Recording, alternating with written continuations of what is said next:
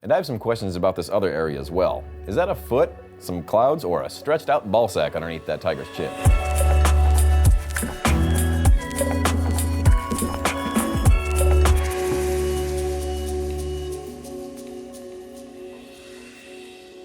What is up, everybody? Welcome back to the channel. I know it's been a while since I've done a critique by myself, so I figured we'd jump right into collector critiques, and we'll start with this first one sent in by Caleb McCullough. And Caleb, you sent over this little alien holding a human mask with a hand above it and a really poorly done crescent moon. That's the first thing I noticed, is this really out of proportion kind of whack moon up at the top. If you took that hand away, that moon would not line up at all, and it definitely wouldn't be a circle. So that's my biggest gripe, is again, this moon up top.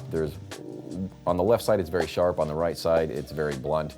It's not a great job. Moving down to the hand, also not the biggest fan of that, especially that pinky finger is kind of crazy. Very bony, to say the least. He probably needs some hydration.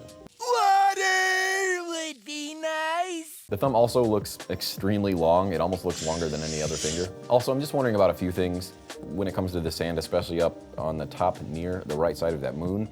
There's this big divot, and I'm wondering if the artist just kind of slipped up, because that really shouldn't be there. But there's so many issues with this hand that, I mean, it hardly goes noticed. The shape of all the fingers are pretty weird, and the shading is fairly bizarre. I know it's got that traditional-esque shading to it, but it's just, I don't know, it kind of looks like a mangled up hand to me. As we move on down to the alien and the human face mask, if we talk about the alien's hand, not the biggest fan of that either, but it's hardly in comparison to the human hand. That human hand is jacked. I mean, I do appreciate the thick line weights that you have around the alien and the human mask. Not the biggest fan of the thick strings coming down from the fingers. Since they are strings, I feel like they could be thinner. But I'm assuming the person that you went to for this tattoo probably wasn't well versed in thin line weights. It looks like a pretty quick walk-in kind of tattoo shop job. I do like the idea of this tattoo. I'm just not thrilled about the execution. I think the orange and yellow in the background is a bit much. You know, there's a lot there, and since it is the brightest part of the tattoo, that's where our eyes go immediately. I mean, I guess that's a good thing that we're not really looking at the hand up top, but I digress. I think the alien probably could have been a bit bigger. You know, there's definitely room there to move him up and kind of scale him up a bit. I mean, the colors, especially the blue in the alien suit, are well saturated, and there are a few good redeeming lines, like on the bottom left of the triangle and even in the nose of the human mask. But overall, really not thrilled about this one, but I do appreciate you so much, Caleb, for sending that over and allowing me to critique it. The next one up is Kurt Dennis, and Kurt, you said that this leg sleeve was mostly made up of 6 to 12-year-old designs because you teach kids art. I gotta say, I do absolutely love this idea. I think it's really rad, especially from the kids that you teach in art, and they'll be able to look at it in 10 years and think, holy crap, I was terrible. No, but in all honesty, this thing is super rad as far as the idea goes. I'm not super thrilled about the application on this one. I think there was a good opportunity to make a lot of really cool effects on this tattoo, similar to how the paper was on the Converse shoes, how it's got a little bit of wrinkles, but I don't think it's wrinkly enough. And even on the green little index card looking sticky note thing, I think there could have been some areas that were lifted off more to make it more three-dimensional. All the stickers that I see on this tattoo don't really have that great of a sticker effect. I think there's a lot of extra gray on the white border of these stickers that really just kind of drab it out. And I do think it's hilarious that one of these designs are a sticker of this girl that's all bloody and cut in half. I mean, coming from a 6 to 12-year-old, maybe we should check on them. The Matrix one, I think, is probably one of the more well-done tattoos here, but I'm still not the biggest fan of the googly eyes. I think it should have been a regular picture of Morpheus and then made it look like those googly eyes were sticking on top. But with the shadows that are coming from the googly eyes, it just looks like that's part of the picture, and there's a lot of gray in the eyes, so it's not selling it for me. The note card with the, what I'm assuming is a donut on it, almost looks stapled or maybe stitched into the skin. Yeah, it's really hard to tell because it's just black lines. So earlier when I said that there are a lot of opportunities for really cool effects, one thing I would have done differently is that little pink pin that's pinning that yellow dragon paper to the skin. I definitely would have added some sort of drop shadow to make it look like it's coming off of the skin. But overall, this is a very difficult tattoo to execute very well, and it would also be very time consuming. But again, I think this is a super cool idea and it's really rad of you to do this for your kids. I think my favorite part about this tattoo has to be the green little note card with that giant, kind of looks like a hula man. I think the saturation is really well done. And I love how the drawing of the little girl is kind of running off the card onto the rest of the leg. Even this little green stitch tattoo with what looks like a chainsaw blade coming from the face. Again, kind of odd for a 6 to 12-year-old, but we're not here to talk about that. Anyway, I think that tattoo could have been done a lot better. I think most of these tattoos could have been done a lot better had the time been taken to, you know, really put the work in there and make it look great. It just looks like this was kind of a quick job rather than a well thought out project. But super fun nonetheless. Thank you so much, Kurt, for sending that over. All right, this next one comes from Trey Crates with this crazy looking knee gap filler. And I gotta say, this thing is extremely well done. This is what I'm talking about when I say like a well thought out tattoo. It really fits the area. The saturation is great.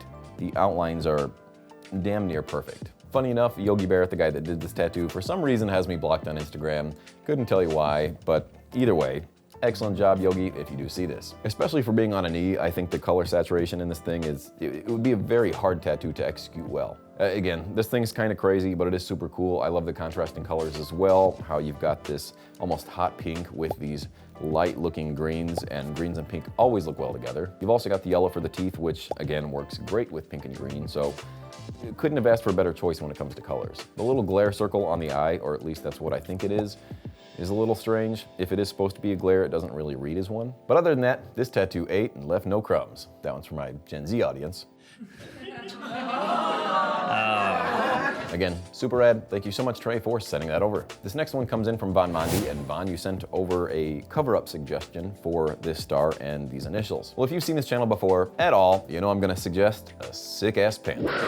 And if you don't like panthers, you can turn this thing into a whole buffet. You can add a little tortilla over here in the center of the chest and make a nice little taco, or you can add some crust and some cheese and turn this down here into a nice little pepperoni pizza. But either way, this one wouldn't be too hard of a cover-up because these tattoos do look like they've been around for a minute and they'll probably cover up fairly easy. But thank you, Vondi, for sending that over, and hopefully that helped a bit. What's up, guys? The wait is finally over. The new 24 karat gold set between World Famous and myself is here. This set includes every single color you could need to make ultra metallic shiny tattoos like this, or this, and even this.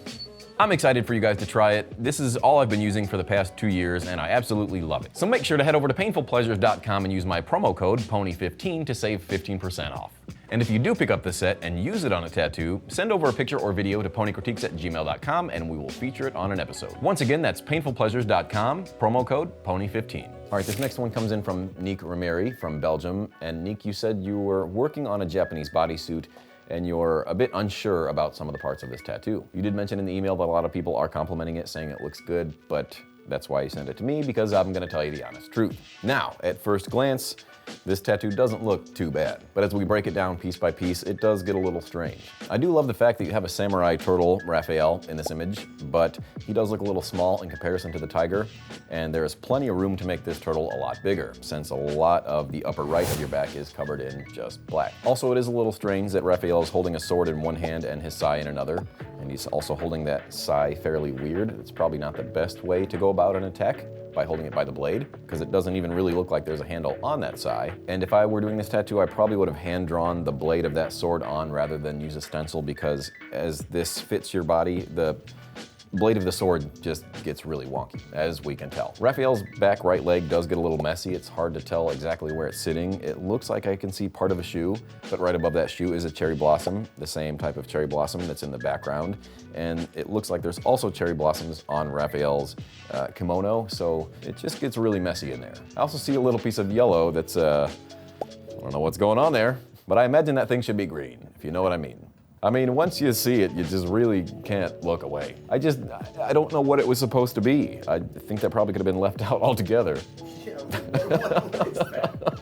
Now, as we move down from the turtle, I understand these are supposed to be Japanese waves, but they just look like a bunch of thumbnails, if I'm being honest. It just looks very chaotic. There's not really any form or flow to these things. They're just there. Because if you look at the clouds and wind bars at the top right of your back, they have some sort of flow and motion. They're all going the same direction, except for that one to the left, of course. And I have some questions about this other area as well. Is that a foot, some clouds, or a stretched out ball sack underneath that tiger's chin? I just have to question some of the artist's choices when it comes to this tattoo, because even that little stretched out foot is kind of interrupting the tiger's hand. It looks like the tiger's arm is dipping back and then going in front of the clouds. There's just a lot that doesn't make much sense. Speaking of the tiger's anatomy, if we look up at the mouth, that one lonely little tooth looks very odd. If we're looking up into a tiger's mouth, we'll definitely see some teeth connecting those front teeth to the back one, but it's just not there. You can get away with something like that on the front because the tiger's jowls would be covering the teeth, but obviously we can clearly see the inside of the mouth, so it's just not working. I gotta say, Neek, that I do feel for you because this is your entire back, and I'm assuming your friends just didn't want to hurt your feelings because there's just a lot of work to be done to make this thing look good, and unfortunately that turtle's not getting any bigger. You did mention in the email that you are working on an entire Japanese bodysuit, and my first question for you would be are you going to a tattooer that specializes in Japanese bodysuits? Because it really doesn't look like it with some of the elements that I see in here, especially when it comes to the flow of the clouds and the background and just the whole composition. So it might help to go talk to somebody who specializes in something like this, see if there's anything they can do to this, and then continue on with that artist. Because if you keep going to this artist, I probably wouldn't be thrilled with what I ended up with. Neek, I gotta say, your doubt is justified, which again, I am sorry because it is your entire back, but I think you gotta hear it from me if your friends aren't gonna say anything to you. But thank you so much. Good luck on your adventure. If you do end up working with another artist, please send over an update because I would love to see it. All right, this next one comes in from Jeff Scott, and Jeff, you sent over this picture of Venus as a CMYK kind of printout looking glitchy thing. Either way, I really love this tattoo. I think it healed exceptionally well, especially when we look up at the red and yellows and blues at the top of this triangle here. It's just very, very well saturated. There's enough negative space in this tattoo as well to allow it to breathe and just give a nice overall composition. The motion is apparent in this tattoo. All these tight little areas of color, and I know when I do tighter areas of color, sometimes it can be troublesome to saturate something properly, but it looks like the artist who did this tattoo didn't have any trouble at all. And again, great contrast. The medium blues next to the light blues. It's apparent where one starts and one ends, which also can be very difficult if you don't pick the right colors. Even these tiny little areas where the light blue peeks into the medium blue and the yellow peeks into the green, it's just so very well done. If I'm being honest, there's not really one thing that I could pick apart in this tattoo. I'd say this is as close to perfect as you can get. Again, I don't think any tattoo is perfect, but this one's really well done.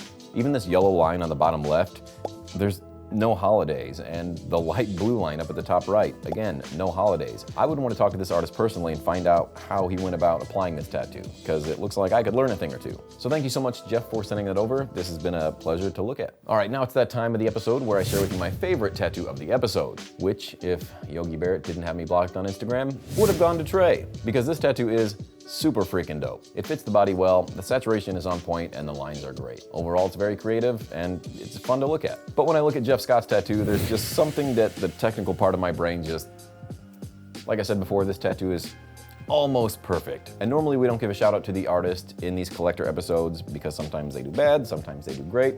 We just keep it even. But since you did include the artist name here and I love this tattoo so much, we gotta give a big shout out to Adam Friedelman, aka Iron Glacier, out of Portland, Oregon. Super good job, Adam. Keep it up, and I might be hitting you up soon about some techniques. Either way, what do you guys think? Did I get it right with the favorite one of the episode? Make sure to drop a comment below and let me know if you were a fan of Yogi's tattoo over this one. They're both really good tattoos. Now I have to share with you an artist who I think you should all be following, and that's Nguyen Pham out of Ho Chi Minh, Vietnam. I hope I pronounced that right. We selected Nguyen for his Japanese style of tattooing. I wanted Nick to see what a well-executed Japanese bodysuit and sleeve actually looks like. All the flow of the clouds and finger waves, and the entire composition just flows with the body so well. Everything generally has a simple color palette, it keeps it easy on the eyes, it's not chaotic whatsoever. When doing Japanese art, I think the main thing is to focus on composition, and then everything else will fall into place later. If it doesn't flow with the body from the beginning, it's already kind of setting yourself up for failure. And Nguyen's tattoos make it look easy. This is definitely the main style that I'm not well versed in, but I would love to because I respect it and appreciate it so much. So do yourself a favor and head on over to his Instagram at Nguyen Keto Art and give him a follow. And let him know I sent you. All right, that's gonna be it for this episode, but remember, if you'd like to see your tattoos critiqued on this channel, send them over to ponycritiques@gmail.com. Let me know if you're the artist, collector, or an apprentice, and hopefully we'll see them on a future episode. As always, don't forget to subscribe, and I'll see you next week.